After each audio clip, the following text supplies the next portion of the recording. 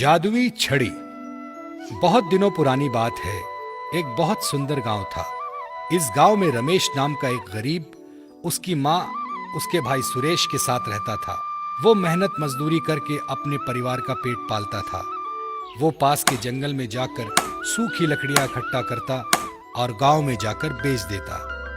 उस जंगल में विशाल पेड़ था।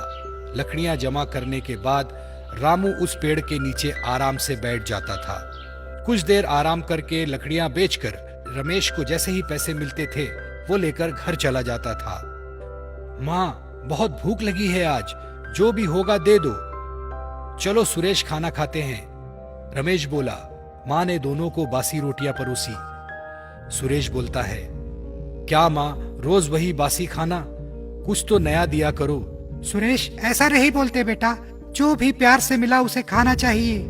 रमेश बहुत मेहनत करके पैसे लाता है, जिससे हम सब बासी रोटियां तो खा सकते हैं। रमेश को अपने परिवार का यह हाल देखा नहीं गया। वो उदास हो गया। हमेशा की तरह रमेश रोज जंगल में जाता, सूखी लकड़ियां जमा करता और उस पेड़ के नीचे बैठ जाता। लेकिन रमेश आज ज्यादा ही चिंतित था। उसे समझ नहीं आ रहा था कि वो क्या करे। तभी एक चमत्कार हुआ। उस विशाल पेड़ की आत्मा प्रकट हुई। उस पेड़ ने रमेश से पूछा, हे बेटा, तुम इतने चिंतित क्यों बैठे हो? क्या बात है? तब रमेश ने कहा, अरे तुम बोल भी सकते हो? जी हाँ बेटा। तब रमेश ने उस पेड़ को अपनी हालत बताई। तो ये बात है, पेड़ बोला। तभी उस पेड़ ने चमत्कार करके जादुई छड़ी रमेश को दी। एक मामूली लकड़ी की छड़ी, इसका मैं क्या करूंगा? ये मामूली छड़ी नहीं है, जादुई छड़ी है। इस छड़ी की मदद से जो खाना चाहो मिल जाएगा। शुक्रिया मेरे दोस्त। अब इसका मतलब मैं और मेरा परिवार कभी भूखा नहीं सोएंगे। लेकिन रमेश, एक बात हमेशा याद रखना, इस छड़ी का इस्तेमाल दिन में सिर्फ एक बार हो सकता है। जरूर मेरे दोस्त, रमेश बोला। ऐसा बोलकर रमेश वहां से चला गया। जादुई छड़ी लेकर रमेश खुशी खुशी अपने घर पहुंचा। माँ, देखो मैं क्या लाया हूँ। ये क्या बेटा, ये मामूली सी छड़ी? माँ ने पूछा। इस छड़ी से तुम क्या करोगे भैया? सुरेश ने पूछा। अरे ये कोई मामूली छड़ी नहीं, ये जादुई छड़ी है। इस छड़ी से हम चाहे जैसा चाहे जो भी खाना मंगवा सकते हैं। सच में भैया? अरे वाह, तो मंगवाते हैं, मुझे भी बहुत भूख लगी है। तो बोलो क्या चाहिए तुम्हें? रमेश ने सुरेश से पूछा। मुझे ताजी रोटी, चावल, खीर, पनीर, जलेबी और आइसक्रीम चाहिए, सुरेश ने मांगा। ऐसा कहते ही रमेश ने छड़ी को गोल घुमाया। सच में जमीन पर जो मांगा वो आ गया। ये तो सच में जादू है, माँ बोली। फिर उन सब ने उस दिन पेट भर कर खाना खाया। रमेश फिर हर दिन जंगल में जाता, सूखी लकड़ियां जमा करता, पेड़ के नीचे बैठ जाता। एक दिन घर से रमेश की माँ बाहर गई। सुरेश घर पर अकेला ही था। उसे जोर से भूख लगी थी।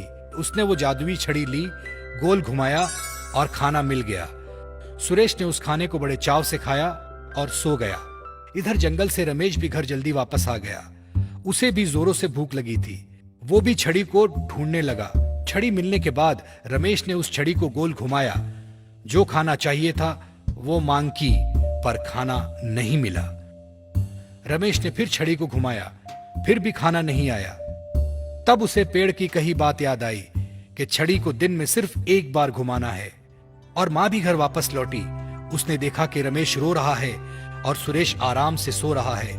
उसने सुरेश को नींद से उठाया और रमेश को पूछा, बेटा क्या हुआ, तुम क्यों रो रहे हो? माँ, मुझे जोरों की भूख लगी थी, इसलिए मैं घर जल्दी आया। छड़ी को घुमाया पर मुझे खाना नहीं मिला। इस सुरेश ने छड़ी का पहले इस्तेमाल कर लिया, रमेश बड़े दुख से बोला। तब माँ को सारी बात समझ आई। माँ ने सुरेश को समझाया, बेटा सुरेश, हमेशा दूसरों के बारे में सोचा करो। खुद के बारे में सोचने वाला स्वार्थी कहलाता है।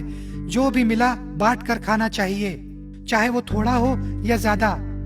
सुरेश को अपनी गलती का एहसास हुआ।